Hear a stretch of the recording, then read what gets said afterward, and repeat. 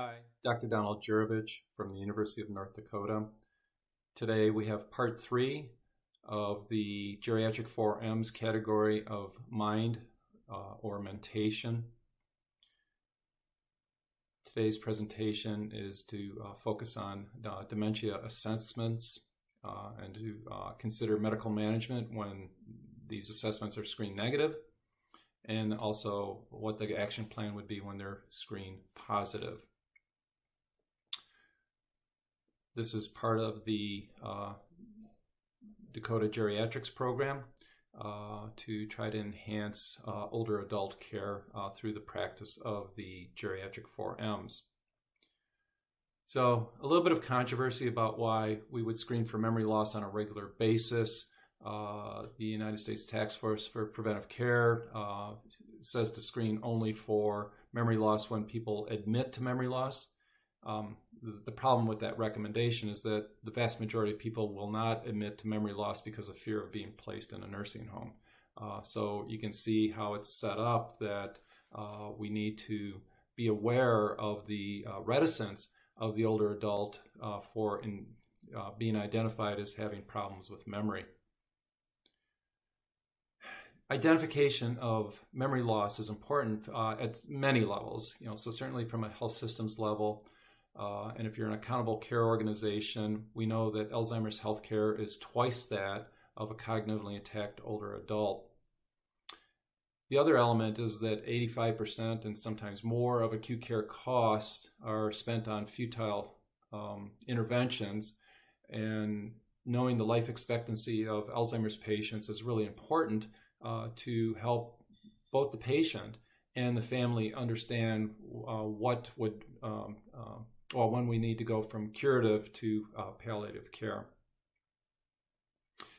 So from a patient's perspective, one of the values of screening for early screening and early detection of memory loss is that we can ramp up interventions to send the equation. This almost looks like a chemical equation here of equilibrium, but 50% of mild cognitive impairment will be transient, and it's important to really very aggressively address the problems that might be associated with minimum cognitive impairment. But we do have it within our capacity to reverse this process, and we'll talk about that. Certainly, the other perspective is the family. And if there is progressive dementia, that they're going to be better prepared for caregiving responsibilities. So the approach to the patient when you're screening for memory loss is first to set it up. So you want to ask them if they have any issues with forgetfulness or memory. And then you also want to mention that you're going to do a memory test, and it may be that they won't get 100% of the questions correct. And again, setting it up to state that the test is meant to be difficult, so don't have worries. And then the third element for approaching the patient is that if they decline a structured cognitive screen such as a mini cog or this St. Louis University mental status test, you can somewhat challenge them and say, well, you can name animals, can't you? And they go, yeah, well, okay, just tell me as many farm and jungle animals. I always put it in that context because you want to give them the benefit of the doubt, because a lot of people will just perseverate over a cat, dog, and you'll see this. So when they have moderate to advanced dementia, they'll just keep repeating cat, dog, and maybe a mouse will show up in their mention. But excuse me, you want them to be able to identify 15 or more animals in 60 seconds.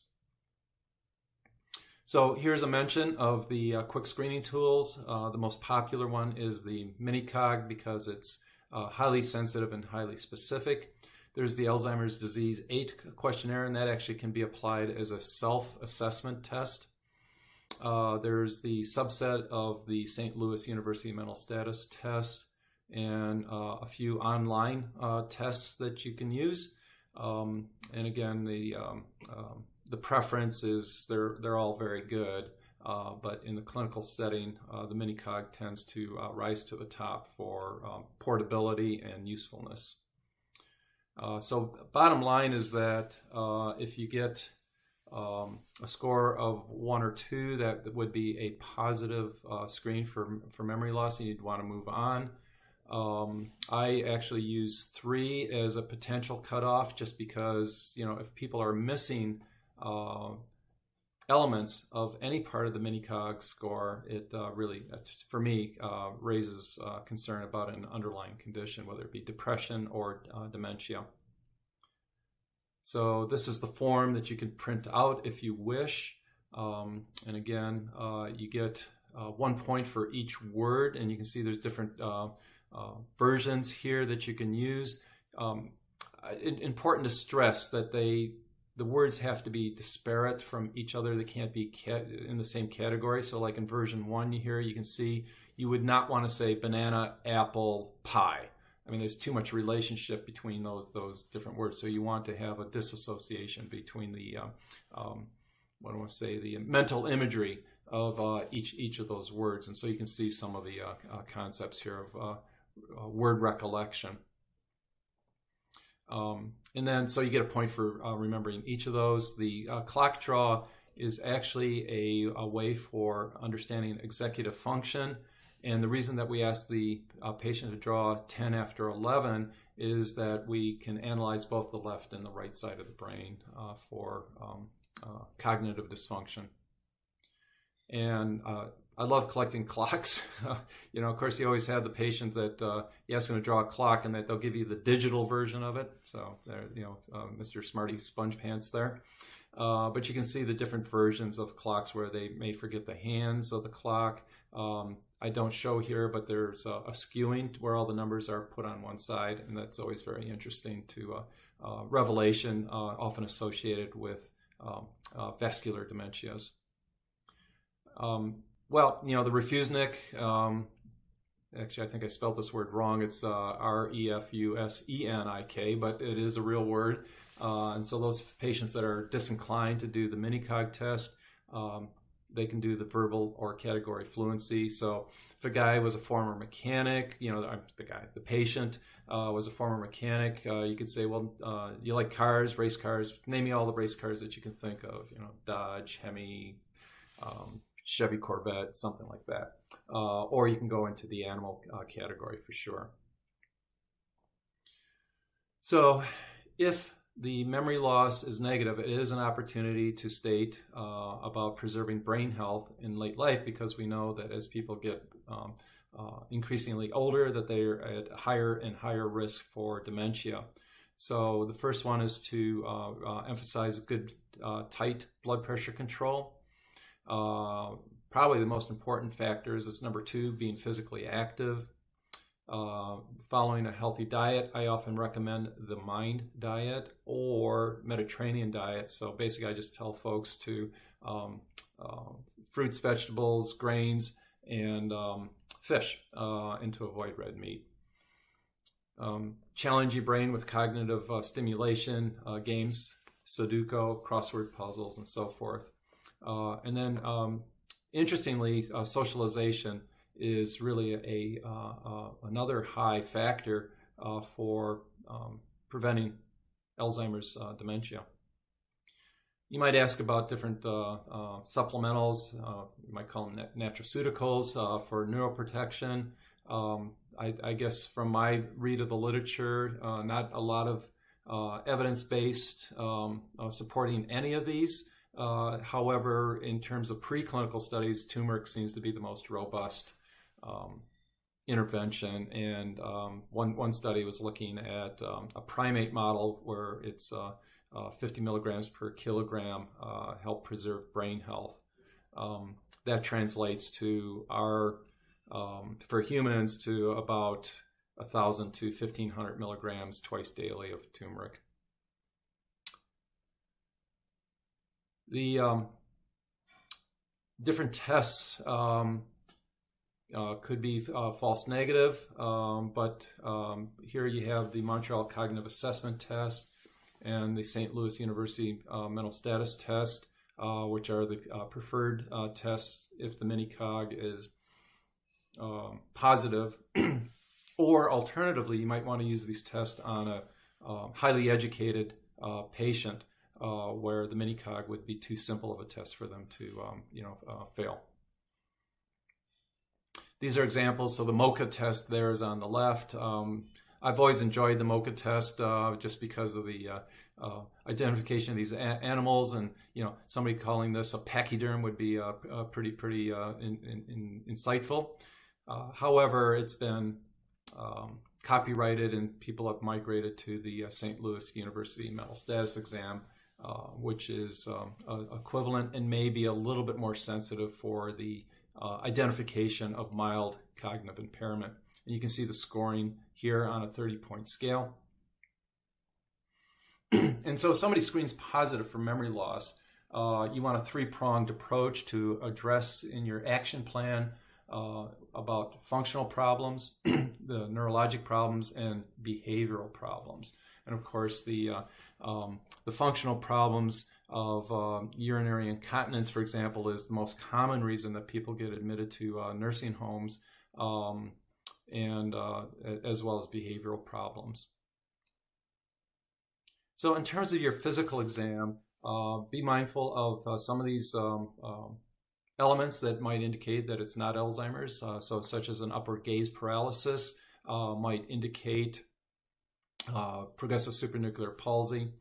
Frontal release signs might lead you to think that there's frontal temporal dementia as opposed to Alzheimer's. Cogwheeling associated with Parkinson's, either syndrome or disease, as well as tremors and fasciculations that might help you consider other conditions, more rarely Kuru, for example, or Creutzfeldt-Jakob disease. Just to mention that gait speed in itself, if it's less than 0.8 meters per second, it could be an indicator of early predisposition to dementia. And then we also want to look at vibratory sense to remind ourselves that B12 and folate deficiency may be contributing to the cognitive impairment. And then for those that are uncertain, people that pass our screen negative for our screening test, but you still have a suspicion that they might have underlying early dementia, referring those individuals to for neuropsych testing would be useful. The other resources that we have are the blood tests for the evaluation of reversible dementias that include metabolic disorders such as hypercalcemia, and then the vitamin deficiencies and thyroid changes. Less used are the options that we talk about here for screening for inflammatory disease, predisposition to ApoE4, and actually that ApoE4 test is going to become more important now that there's a new monoclonal antibody for treating Alzheimer's disease, and the people with ApoE4 tend to have more adverse effects from the monoclonal therapy. So it's probably, if there's ApoE4 carriers, you don't want to treat them with the lecanemab, which is just the recently new medication. In terms of imaging, it can help establish the condition, whether it be frontal temporal dementia. The SPECT scans are more important there, versus amyloid versus vascular dementias. So our goals of any pharmacologic intervention with dementia are to basically stabilize the cognitive impairment. In rare instances, maybe up to 10%, the acetylcholinesterase inhibitors and the neuroprotectors such as Namenda or amantadine will reverse cognitive impairment, but it's a transient effect. The other goal, which we often forget about, is that we want to prevent functional decline. So for each activity of daily living that we preserve and function, we reduce caregiver burden and healthcare costs. And then finally, we want to be mindful of either preventing or treating behavioral problems that, and we'll talk about that both in terms of pharmacologic and non-pharmacologic interventions of behavioral issues in dementia. So here's the list of opportunities for medication treatment. I don't want to do a deep dive in this because I think everybody's familiar with these. Just put the question mark about lecanemab. From a geriatrician's point of view, high concerns about the side effects, and most commonly are the encephalitis and brain edema that occurs with this, as well as the don't want to use it on people who are anticoagulated because of the higher risk for intracranial hemorrhage. And then, of course, the what I mentioned about the ApoE4, also having those folks being predisposed to adverse side effects from this medication, which is going to be very costly and only very modestly slows the process down of Alzheimer's dementia. So a story to be continued, but it's on the market now, and we need to be aware of it, and actually to use the medication judiciously. I think the biggest thing that I always mention is that we're not always assessing the patient; we're assessing the caregiver, and sometimes they are, in fact, the patient. And so, to address their needs, at least in North Dakota, we can get a one-time Alzheimer's Association caregiver consultation. It's free. It's actually paid for by the state. And then there's new programs such as our caregiver training program through the University of North Dakota in collaboration with the Alzheimer's Association. A referral to Memory Cafe, if there is one in your area, is also a valuable adjunct for caregivers and patients. And in fact, in the Fargo, North Dakota area, the Memory Cafe includes a monthly meeting with a kickbox instructor. So it's really great to see about 50 or 60 Alzheimer's patients kickboxing all in unison. It's quite a sight. One of the other approaches to consider is to help the caregiver understand that you shouldn't use baby talk or lowering the language, and then also don't engage in logic. Like, Mom, you know this, you should, you can remember. Anytime you challenge the older adult, they just get more frustrated and will start manifesting behavioral problems. Don't reprimand the older adult. Try to re-guide them. And again, that's, go with the flow. So if there is a either delusion or ideation of some sort, you kind of go with that idea, and then you try to distract them. Another important point is to be mindful of your body language and to raise your eyebrows rather than furrowing the eyebrows, particularly if you're wearing a mask. And then finally, the point that I made was to redirect the individual and to try to avoid physical contact under most circumstances. Certainly, family members should continue with their signs of affection, but for people unknown to them or unfamiliar, the older adult might respond negatively to physical contact. There are other resources for dementia management. There are cognitive stimulation training programs.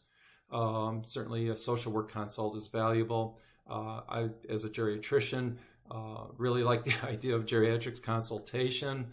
And there are national Alzheimer's disease centers. There's one in Minneapolis, Minnesota, for example.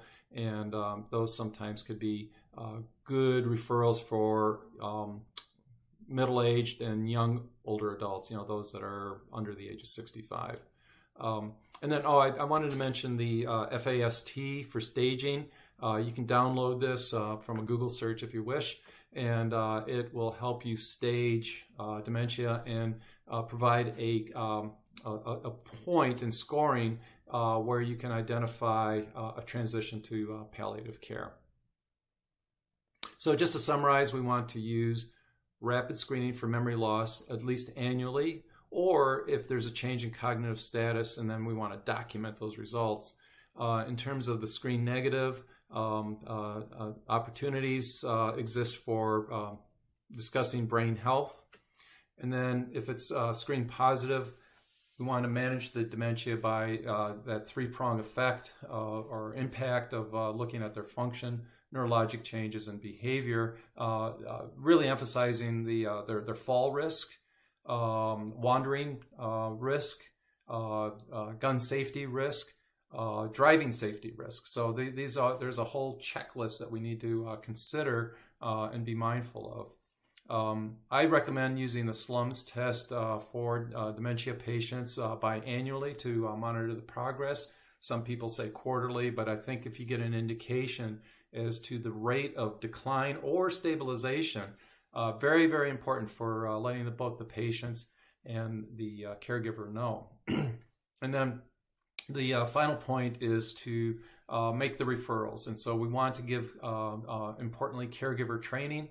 And we have that opportunity through the UND/Alzheimer's collaboration for the CARE program.